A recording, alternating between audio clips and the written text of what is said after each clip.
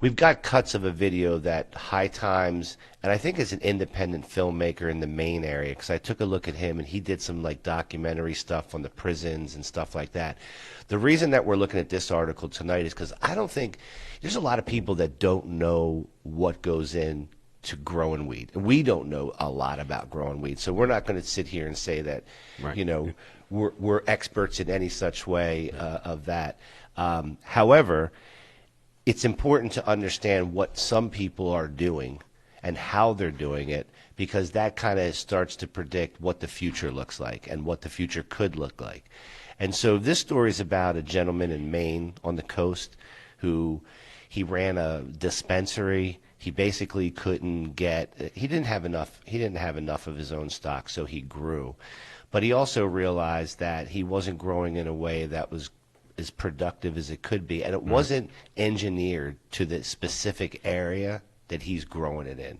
And so this documentary, and we'll take you through some of the clips of this, but this documentary is really interesting because it shows you with a relatively small, like a 1 acre parcel of land. And it's not even, he's got clearly more land than just that 1 acre, but that's where he's constricted to be legally allowed to grow in. So why don't we take a look at this? Jeff, you can stop at any time you want. We'll stop it. The clips aren't terribly long, but I think this is kind of interesting for everyone to see how this guy went about doing this. Sound.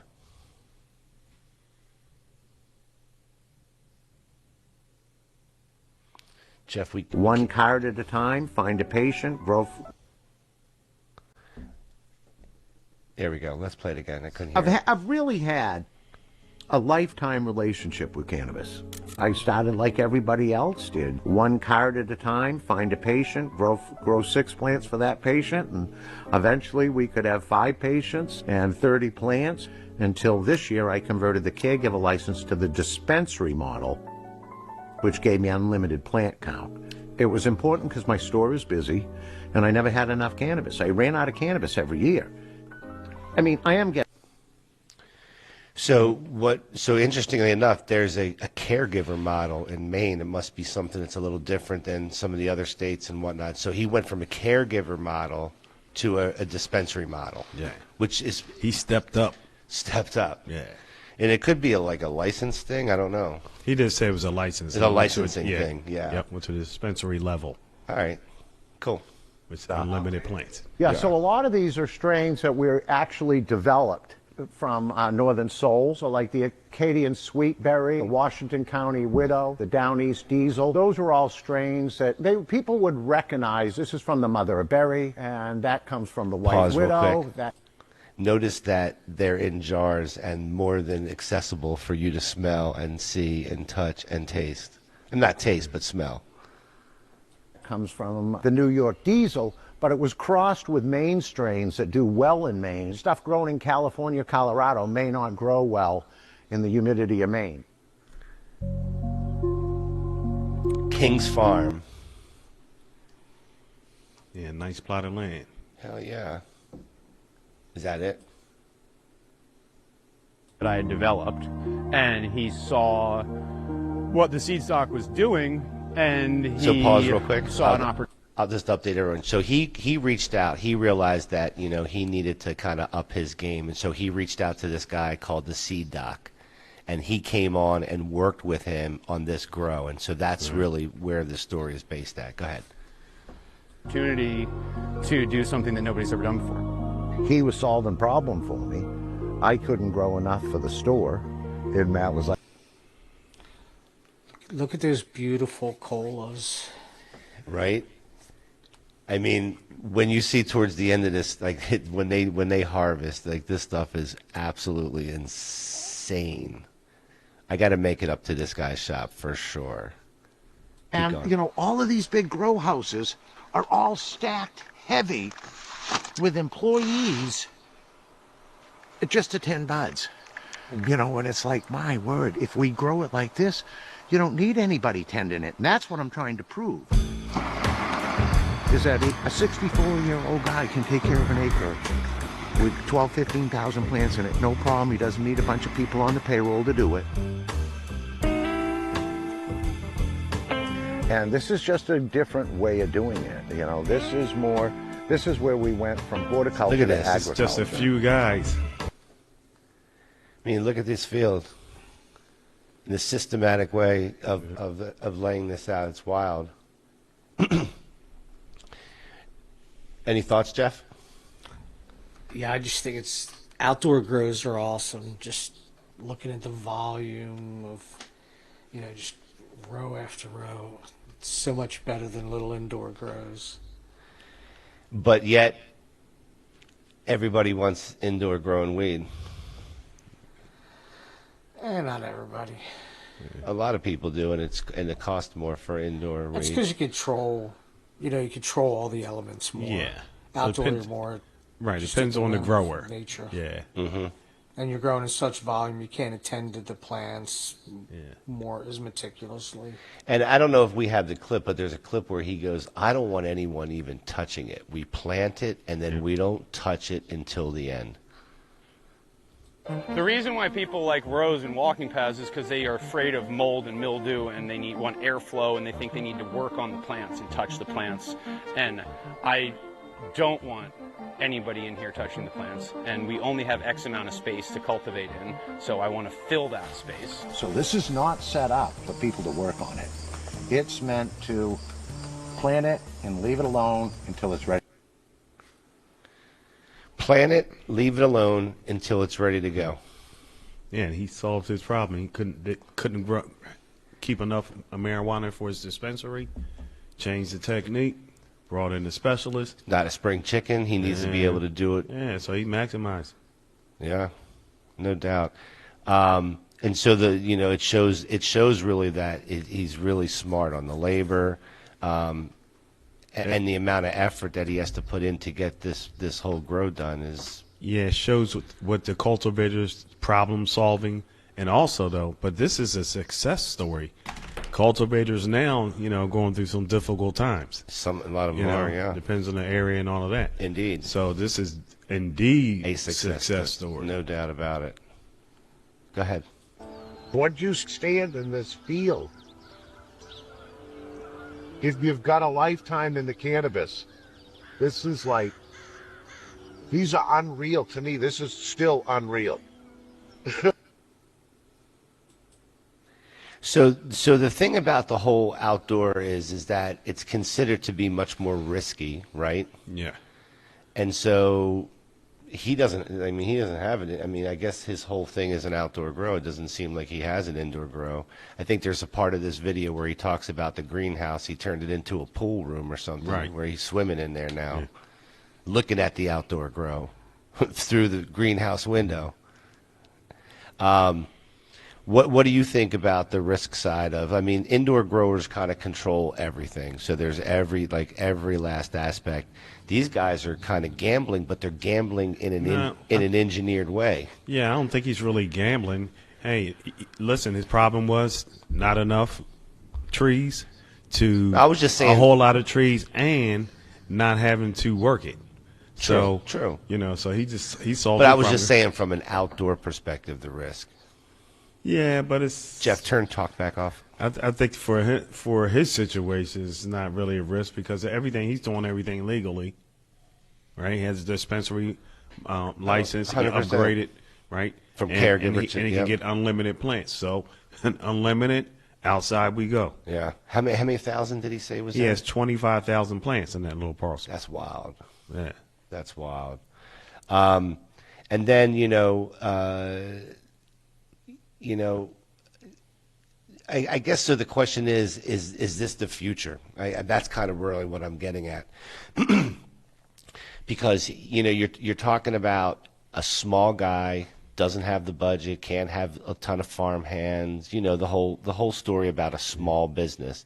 Is this actually the equation that will allow small farming to actually succeed? Is this the equation that will work?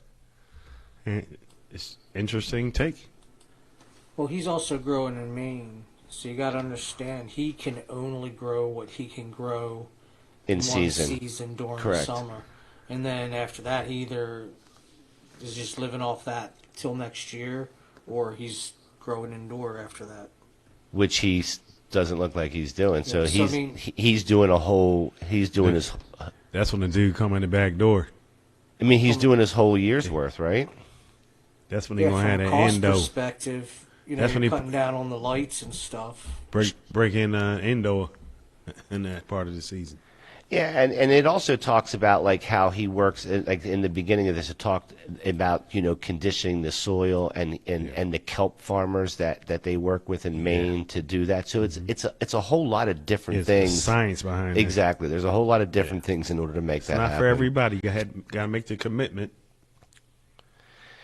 I mean, so the question is like why do people buy indoors when there's like stuff like this available? Like what's the appeal to indoors that this guy's not covering? I think there's room for everything. Well, of I mean, course, you go smoke. of course, Yeah, of course so there is. I think that indoor is good. But it comes at a much higher cost.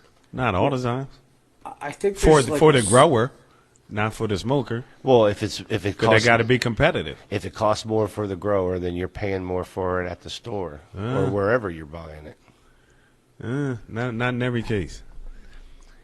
Yeah, but you're talking about the you're- electricity and the lights. And That's for the grower. But as a purchaser, hey, you're like, hey, I like the product. Okay. And if I like the price, I'm going to buy it. It's really no deeper than that. right. But if you agree with the whole idea that traditionally outdoor grows are less money than indoor grows, then my question is valid. Right, but to me, more trees the better. And some places you can't do outdoor, so you need both. And to maximize, keep it all. Yeah. Well, Maine's a pretty harsh spot. Right. So I mean, you got a real short season there to get something done. right. So outdoor Short and season. indoor.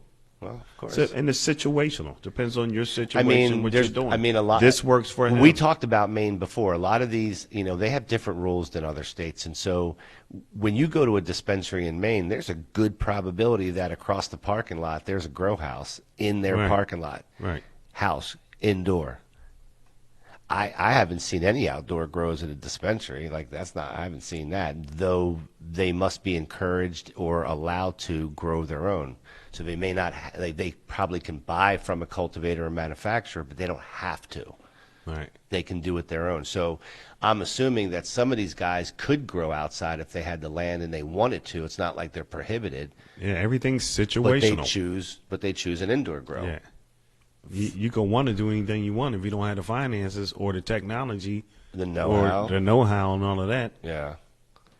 Yeah, so Yeah. No shit. this guy here, he is a lifetime cannabis culture. Yeah. So he didn't just jump into something. No, he had a it's- lot of knowledge and steps Yeah. along the way. Right, and he's in the business, and also too, he's selling edible products and things like that. Yeah, So so- he's not green. Do we have any of the harvest pictures, Jeff, on this? Or do we have any video of them harvesting? I honestly don't know. I didn't get to look at it Yeah, beforehand. just Is there more? There's more. Yeah, All right, go let's ahead. play some more. Everything go. planted and in the ground, and then pay attention to it, look at it every day. I walk around here in awe every day and look at it. Oh, but man, I'm not it's always doing got a anything joint to going. it. And then 100 days later, you've got 40,000 square feet of canopy.